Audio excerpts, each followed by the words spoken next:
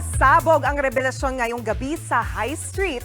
Ang karakter ni Dimple Sermana na si Tori, pinakita na ang kanyang evil side. I'm here to help you and your baby have a very, very good life.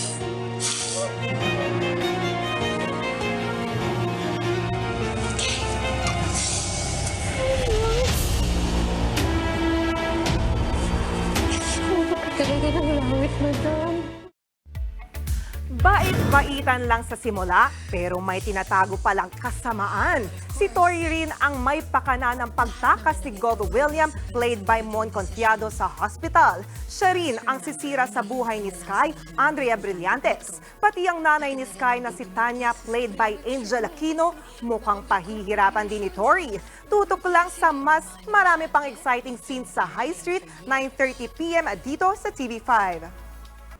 Mga kapatid, Jania Lipon po, laging maging updated sa latest sa entertainment and lifestyle para maging una sa balitaan. Bisitahin at mag-subscribe na sa social media pages ng News 5.